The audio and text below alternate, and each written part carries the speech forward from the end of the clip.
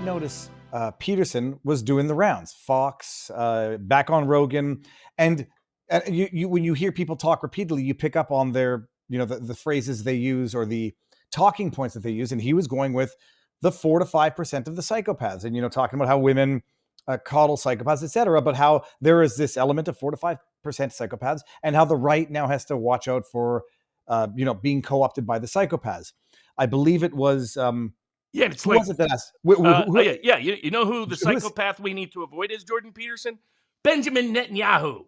Because that lunatic wants us involved and has got us involved in more stupid wars than anybody. Now, if you want to read the reason why Israelis are skeptical of Iran, the best articulated, best sourced version of that is one of our board members, Elon Hookover, who, Hulkower, it has a big Substack. So if you want to read that perspective, that's there. The concern of the populist right is not to choose Hamas over Israel or to say, hey, let's have Iran have nuclear weapons. That is not the argument. It's never been the argument on the populist right. Here, people like Joel Pollack at Breitbart and others have misunderstood. The argument is simple, that at this point, our own intelligence shows that Iran does not have a nuclear weapon and is not anywhere close to having a nuclear weapon. Consequently, going to war with Iran over something they don't have is not something that is in our best interest. A negotiated disposition makes more sense, using Russia as an effective intermediary, which is what Trump has been doing. That enrages Netanyahu. Loves war. The man is one of the worst again, it's under Netanyahu October 7th occurs. Doesn't Netanyahu deserve at least some of the blame for the horrendous security failures on October 7th? But here's my problem with Netanyahu. When have we heard we must go to war because otherwise that nation's right about to get a weapon of mass destruction before? Iraq, WMDs, 250,000 Iraqi civilians killed, and it was worth it, according to Madeleine Albright, for the regime change. But Robert, this is where I start. You don't know which way the double fakie is being played. There are legitimate, non-anti-Semitic Americans who say, stop funding Israel in as much as stop funding Ukraine, period. The fact that Israel's Israel doesn't mean I'm going to support the double standard of endlessly, providing aid to foreign countries and getting involved in foreign wars. If you object to it with Ukraine, unless you have some special reason, which I know many people do, you should apply the same reasoning to Israel. What ends up happening on the internet is that you get these mass movements of, I believe they're either bot accounts or auto replies, whatever, which say, no, we really do want to stop funding Israel so that it can be destroyed. And then you say, well, how can I defend my principled position when there are these people out there vocally saying, no, the real reason why we want to stop supporting Israel is so that it can be wiped off the map within 10 years. And then you're in a position where you say, I've got legitimate grievances about supporting foreign countries, foreign aid, but I've got these other people co-opting that position to demonize it so that I can no longer publicly espouse it. Yeah, and you just have to ignore those people. Are there bad faith actors on the issue of Israel? Absolutely. What they're attempting to do is to purge dissident opinion by associating dissident opinion with anybody else who happens to share that policy preference. So the fact that the pro-Hamas side wants the Iran not attacked doesn't mean you are thereby pro-Hamas by not wanting the U.S. engaged in an unnecessary war. And those are two different things. And that's what they're trying to blur. They're trying to recreate George W. Bush's our side or their side, and there is no other side. How about we just don't want American wealth and American boys dying in a needless war over something that doesn't exist, like Iran's nuclear weapons at this point, according to the Director of National Intelligence, Tulsi Gabbard, who reviewed this precise material. And it's after this material was disclosed, after it was disclosed that Hegseth was not eager to get us embedded in another war in Iran, after it was disclosed that Mike Waltz was secretly meeting with Benjamin Netanyahu. And yet, by the way, who is it that doesn't want the Epstein documents fully publicly disclosed? Netanyahu. Probably because Netanyahu and Israel's Mossad has ties to Jeffrey Epstein and his black bag operation. Robert, that's an anti-Semitic conspiracy theory because people who have said that are a bunch of anti-Semites. Well, on the internet, I've seen it. What's amazing is I get more hate from the Jew haters than almost anybody that's not Jewish. I'm Jewish. Something goy. I even forget what the phrase was. The word is, I'm not going to say it. Shabbos, Goyi. There's a word that I also. I'm one of the only people of all these people that has actually debated Fuentes to expose what this ideology really is to the world. So I don't have any empathy No, whatsoever Robert, you're with still the in Jew Israel. haters. You're still in Israel shill. This is on Yeah, commie yeah, tube, yeah, by the way. exactly. Yeah, but Israeli still. You Just can you the cannot you unless you publicly vow that you support the destruction of the state of Israel. Anything else you say is going to be pro-Israel. Yo, The of course, of course. Well, I mean, this is the it was the look. I respect Netanyahu's mind. I've watched his debates going all the way back to the '60s and '70s when he was here in the U.S. in the '70s a lot with William F. Buckley and others. I think he's a very brilliant mind. I think he cares about protecting Israel. I think he tactically is an idiot when it comes to how to best do so. And why do I say so? Because he said removing Saddam Hussein in Iraq would make Israel safer. Did it? he, Oops. he Nope. It made his archenemy, Iran, stronger. Next, he said taking out Gaddafi in Libya is going to be great for the peace of the world and Israel.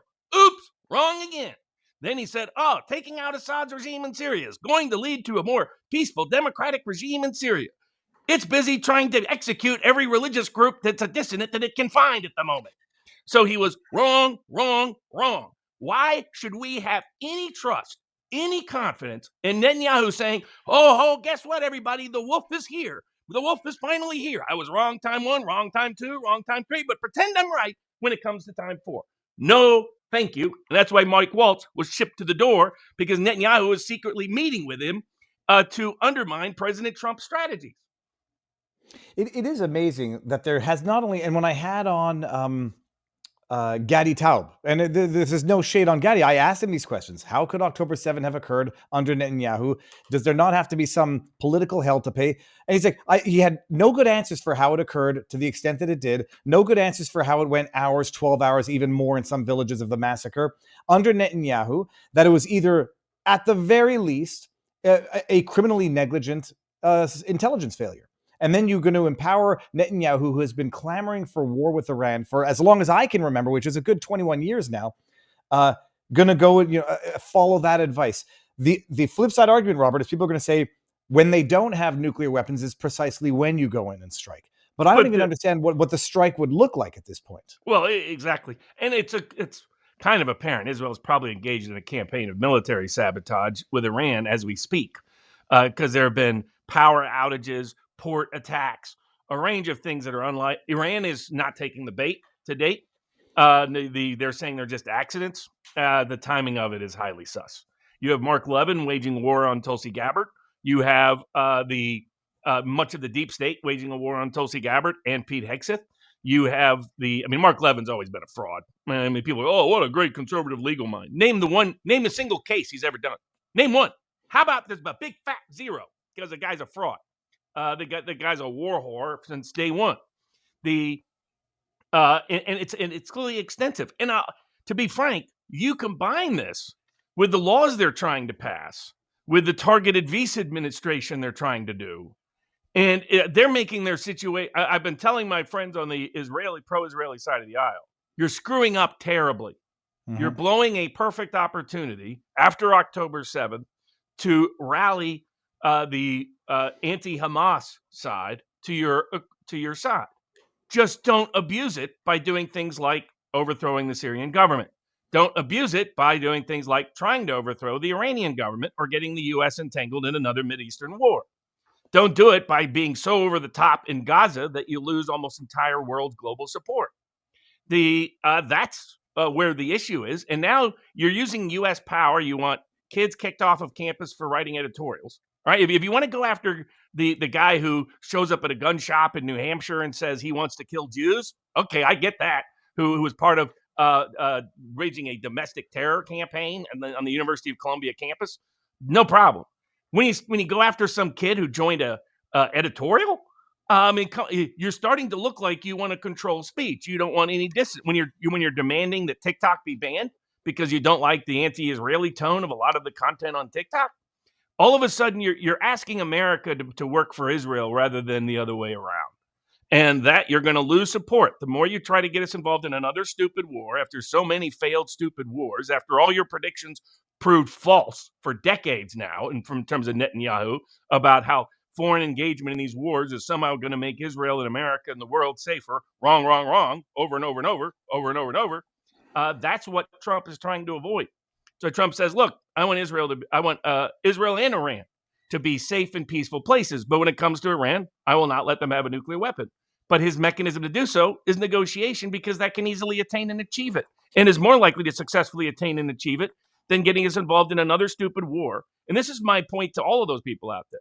What next? What next? After you do the bombing, what happens? Do you achieve the outcome?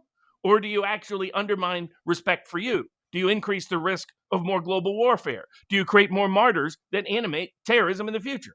So there are ways in which you can restrain Iran from having nuclear weapons. Trump is completely committed to that. What he's not committed to is stupid wars that will not produce any positive outcome, or that are more likely to produce a negative outcome than a positive one. Well, the flip side, or at least steelman argument to that, is going to be the argument that I'm neither agreeing nor disagreeing with it. It is the argument that Arab nations will never accept Israel's right to exist. Arab nations will never respect Israel. Arab nations will never want peace with Israel. And so any form of compromise is only giving an inch towards allowing them to push that further perspective from an inch closer. Yeah, the problem is their strategy always leads us to war is the only solution. And we've already seen it isn't. It won't achieve the outcome. I mean, it was like going into Gaza and purging. Okay, what are you going to do? Are you changing any minds in the Palestinian world? Maybe against you. I mean, you're not changing any in your favor. You're not changing anybody in the Arab world. That after Gaza starts, all of a sudden, all the Solomon Accord treaty partners are pulling back. They're not rushing in. So Trump was trying to engineer, using the royals, to create a détente in the Israeli-Palestinian conflict. And it's Israel's policies that have more undermined this than Saudi Arabia or the other countries that joined its policies. And it's because this Netanyahu sees every solution through the barrel of a gun. And he has now for 20 years. He didn't always. Go back to the late 90s. He actually trusted Palestinians. You could argue he's betrayed. But his constant elevation of, oh, here's my enemy is PLO. Okay, I'll support Hamas. Won't that work out great? How'd that work out for you, everybody? And I don't see people like Joel Pollak and others explaining this.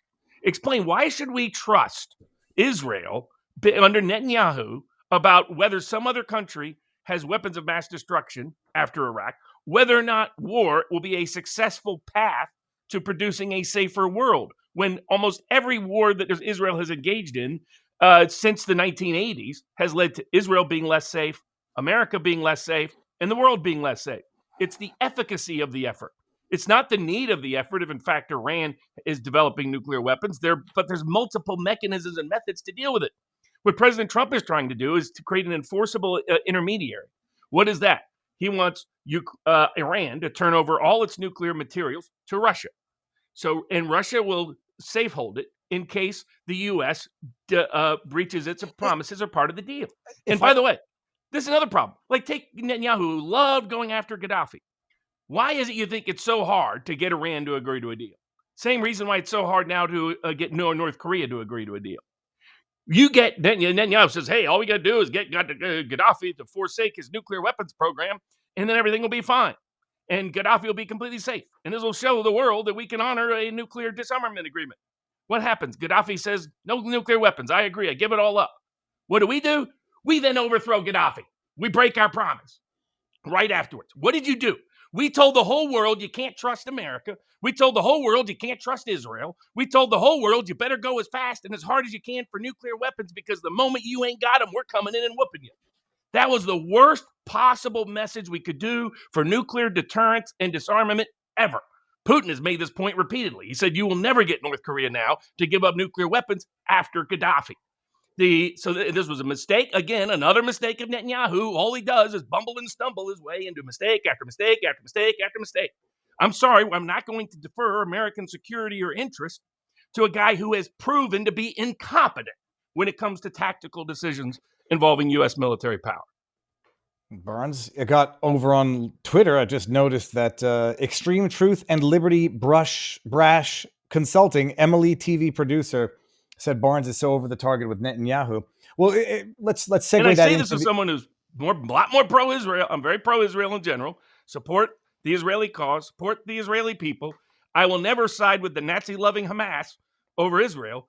That does not mean we should violate our constitutional liberties in America on behalf of Israel. That does not mean we should cover up for Epstein on behalf of Israel. That does not mean we should get involved in more stupid wars on behalf of Israel. Two different things.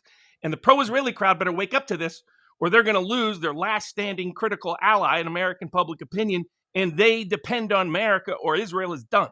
So be careful, be smart, be thoughtful about what you're doing. Don't go out there and try to attack people as, oh, you're anti-Semitic or you're woke right if you don't want us to go to war with Iran. Don't be attacking people like Mike Cernovich, who's more pro-Israel than he is anybody else, than pro-Hamas or anything else. Same with Jack Posobiec. Same with Tucker Carlson. Just because you're mad that Tucker doesn't want us to go to war with Iran is no excuse to start smearing and censoring him, because then you lose supporters like me, and then you're done for.